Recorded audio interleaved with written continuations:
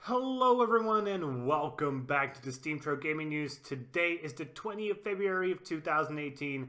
My name is Kralizec and I will be your host for the evening. Today we've got 3 stories for you guys. We're going to talk first about some malware that has been found in some Microsoft Flight Sim DLC. Secondly, we're going to take a look at how you can now mine loot boxes the same way you can mine crypto. And last of all, we're going to take a look at the fact that Twitch community guidelines that we talked a little bit before are going to be delayed. But let's start with the malware in your DLC. So if anybody doesn't know, then you're probably dumb, but malware is software that is trying to harm you in some sort of way. And one of these malwares, or specifically malware that is essentially a password stealer, has been found in a DLC for Microsoft Flight Simulator. This DLC has not been created by Microsoft, that should be stated very clearly. This is nothing to do with Microsoft. The DLC has been made by Flight Sim Labs. And they made this little bit of a DLC with an Airbus in it. I think it was an Airbus A320. And a tool called Chrome Password Dump was hidden inside the installer. I think the fact that it's called Chrome Password Dump tells you everything you really need to know. But in case you don't realize what that means, essentially checks into Chrome, looks into the passwords that are stored within Chrome, and it sends them somewhere else. In this case, to the developer of the DLC. Has been discovered on Reddit, and well, it's starting to look really serious, as one of the Redditors is claiming that he had some funds stolen from his credit card right after he installed his DLC. I don't know if that is actually true, but if it is, that's a big ass problem for Flight Sim Labs, because, well, you cannot have these things happen. You can't. And just the fact that you do have a password dump tool inside your DLC is bad enough, but if it is actually true that somebody has had some of their funds stolen because of it, man, that is a fail of epic proportions. Flight Sim Labs, they claimed responsibility, obviously, for that. They wrote, "This was not our intention and we take full responsibility. What we now understand is to have been overly heavy-handed approach to our DRM installer efforts also meant that our support team strictly followed the instruction guidelines while being aware of the inclusion of DRM tools in any of our installers." So essentially they're claiming they use it as part of their DRM, which is just bullshit. Why would you use a password dump as part of your DRM? What sense does that even make? That makes literally no fucking sense. I think it's pretty obvious they actually were trying to steal passwords. Maybe sell them to make a little bit of a buck on the side.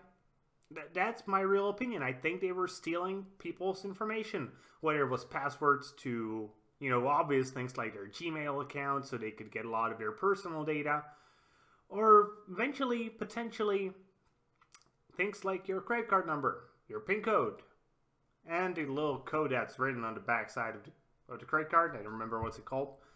But all this information could have been easily found by many users because, well, people are dumb and they tend to save stuff that's not worth saving inside Chrome. And it actually scares the fuck out of me. How many other small softwares, especially produced by third parties that aren't completely official, had these sort of tools in them? Luckily, I'm not that sort of person just to install blindly everything, but I can imagine that a lot of people are, especially pirates. And that's probably the reason they were claiming it's part of their DRM, like, oh, we're just trying to see who the pirates are and maybe see if we can find them on our forums, or send the local authorities if we can find their personal information. No! For fuck's sake, this is not a way to do it. they've just fucked up. They fucked up big time, and it's just sad, to be honest, in the end. It's sort of scary, but mainly sad. Okay, let's move on. Let's move on to mining loot boxes. So there's a new service called Gamma Now, who are essentially allowing you to use your graphics card when you're not gaming to mine for loot boxes, or more specifically for loot boxes in Overwatch, Hearthstone card packs, Riot Points, which are used for League of Legends, and other little things as they're also claiming that things for Counter-Strike Go or Dota 2 and other stuff will come to be bought. And this is an interesting service. I think the closest thing to approximate this to is NiceHash. If you don't know NiceHash is a service that essentially allows you to sell them your graphics card's performance whenever you're not using your computer, and they will pay you a little bit of Bitcoin for it. That's essentially what they do. And Gamma Now was doing the same thing, but instead of giving you Bitcoin directly, they're allowing you to buy some things in games. For example, the card packs in Hearthstone or loot boxes in Overwatch. And I gotta say, this actually seems like a little bit more of an honest way to do it. Right now, there isn't really enough information to know how long it does take on, let's say, a 1080 to mine one loot box or anything. There just isn't enough information available yet. But I could assume that because there will probably be a fixed rate for how much performance you're providing, you could be pretty easily capable of calculating how much time it will take you to mine a loot box. And let's say it will take, I don't know, 8 hours to mine one loot box. It essentially means that you could just leave your computer on overnight, as many people tend to do, including me. Have your computer solve some equations that are there for things like, you know, Bitcoin or Moneto, or whatever cryptocurrency you want. And in the end, you get some points for which you can buy a loot box. And if you can mine a loot box per day, that's a service many gamers would actually probably appreciate.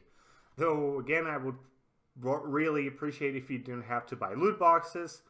But the fact is, Overwatch, Hearthstone, they both essentially have loot boxes and you cannot get around it. But the service itself, I like it. I like it a lot, and to be honest, I sort of prefer it to NiceHash. Even though you cannot buy anything else other than loot boxes with this, obviously, or things for gaming. It's an interesting thing, and could actually bring some gamers who were like, oh, I don't want to touch crypto at all, to get interested in crypto, because now there will be, oh, I actually bought something for the performance of my graphics card. Maybe I can look into mining something and getting just like 20 bucks per week out of my computer that's just running there all the time anyways. But people still need to remember one thing: you need to calculate the price of electricity. And even if you're a kid living with your parents and you're not paying anything because they are paying the bills, you should still calculate it, because you will be spiking up your parents' bill quite significantly. Okay, and let's take a last look at Twitch.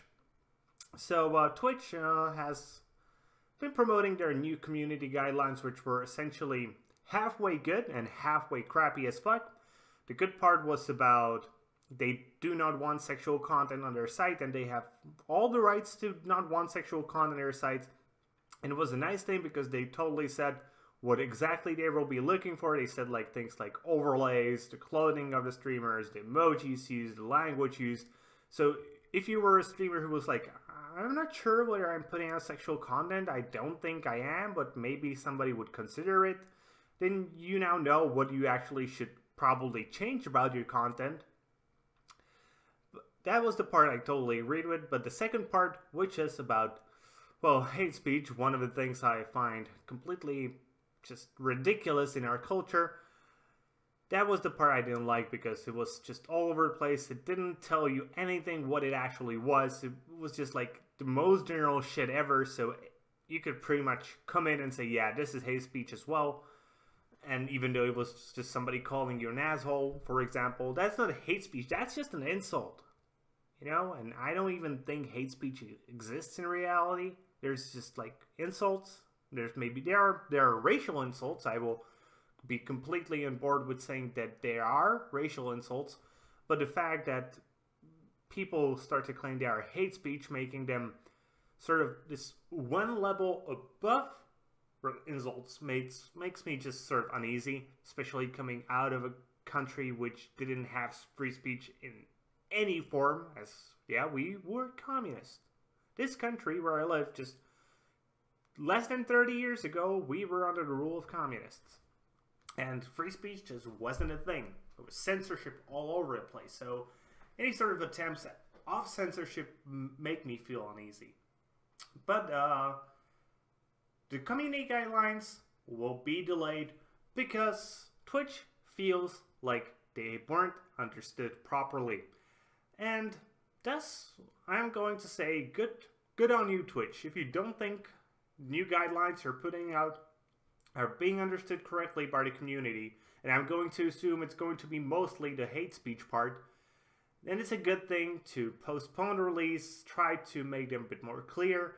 If you actually say what exactly you think hate speech is, I'm going to be fine with you having those rules in, because it is your platform, and thus you have the complete right to say whatever you want and whatever you want on the platform. And if you don't want something on the platform, you don't have to allow it there. I'm completely fine with that. But again, it needs to be really clear. And with that being said, that's going to be it for today, guys. I hope you enjoyed today's video. If you did, please consider giving us a thumbs up here on YouTube and subscribing to our channel. If you are watching this on Steam, maybe you want to give us an upvote and follow our blog. Be also sure to leave a comment. Tell me, what do you think about the malware in DLC? That's really freaking me out. And also tell me, would you consider using Gamma Now, the service that allows you to mine loot boxes? Be also sure to tune in tomorrow for more gaming news. I'm going to have to apologize. I'm going to be visiting my parents as, well, there's some family stuff and I need to help them for a bit.